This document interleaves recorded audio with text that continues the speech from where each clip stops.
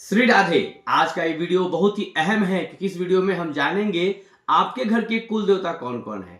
बहुत सारे माताओं बहनों को ये पता ही नहीं होता है कि उनके घर में कुल देवता कौन है और कुल देवता के नाम पे किनकी पूजा करनी चाहिए। आइए हम जानते हैं इस वीडियो में। हर व्यक्ति के घर में कम से कम 5 कुल देवता तो होने लाजमी है, मस्ट है, आवश्यक है, कम से कम 5। आइए वो 5 कौन कौन है, किनकी पूजा कर सकते हैं।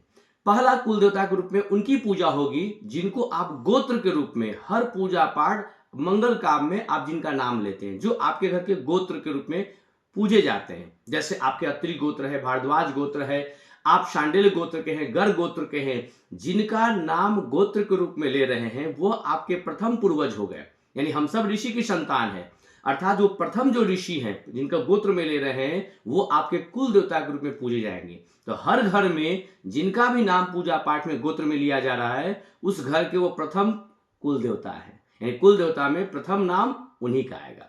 कुल देवता में दूसरा नाम किनका आएगा? बजरंग बली का, क्योंकि इस कलयुग में जागृत शक्तिपीठ रूप में बजरंग बली व्याप्त है। त्रेता युग में भगवान राम अपने वैकुंठ को वापस गए, लेकिन उन्होंने कहा हे हनुमान जी आप रहेंगे और कल की अवतार लेकर जब मैं वापस आऊंगा तो आप मेरे साथ वापस चलेंगे। तब तक बजरंग बली इसी कलयुग में धरा पर निवास करते हैं। इसलिए कुल देवता के रूप में हर घर में उनकी पूजा होनी चाहिए।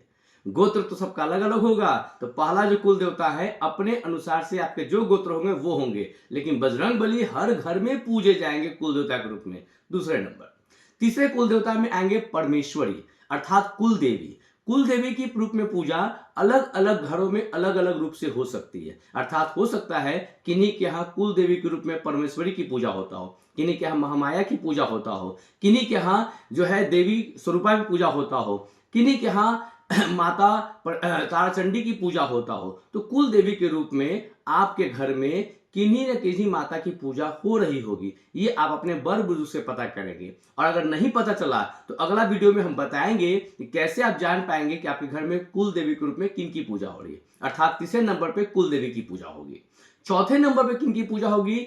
उनकी पूजा होगी जिस गांव में आप जाकर बस गए, अर्थात रहने वाले आप यूपी के थे और आप बिहार के पटना में आकर बस गए और 2-3 जनरेशन से लोग उसी गांव बिहार में पटने में रह रहे हैं। अर्थात वहां पे उस क्षेत्र में जिनके सानिध्य में आप रह रहे हैं, जिन गुरुजन के सानिध्य में रह रहे हैं, आश्रम में रह रहे हैं, या बगल में कोई ग्राम देवता है, उन्हीं को क्षेत्रपाल के रूप में, उन्हीं को ग्राम देवता के रूप में हम कुल देवता में भी शामिल करते हैं। अर्थात चौथे नंबर पे वो होते हैं। अर्थात हम उदाहरण से समझाते हैं, जैसे बंदी बाबा, गणिनाथ बाबा, शोखा बाबा, ये घरों में अलग अलग नामों से पूछे जाते हैं चौथे नंबर पे कुल देवता के रूप में।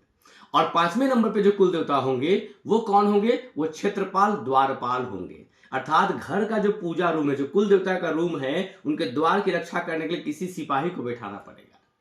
इसलिए क्षेत्रपाल द्वारपाल के रूप में हम 5वें नंबर पे कुल देवता की पूजा करते हैं। यह भी पूजा आपके घरों में अलग अलग नामों से हो सकता है। किन्हीं के यहाँ द्वार पे गौरिया बाबा की पूजा हो सकती है द्वारपाल के रूप में, और किन्हीं के यहाँ राम ठाकुर की पूजा हो सकती है द्वारपाल के रूप में। यह भी आपको अपने घर में पूर्वजों से पता करना होगा कि आपके यहाँ द्वारपाल में किनकी पूजा होती है। अर्थात इस वीडियो में हम जान चुके हैं कि कम से कम 5 कुल देवता सभी के घरों में होते हैं। पहला वो जिनका वो गोत्र है आप लेते हैं, जिस वंशज से आप संबंध रखते हैं, अत्रि, भारद्वाज, कश्यप, गर्ग, शांडिल्य, जो भी आपका गोत्र है, उनकी पूजा पहले नंबर पे होगी।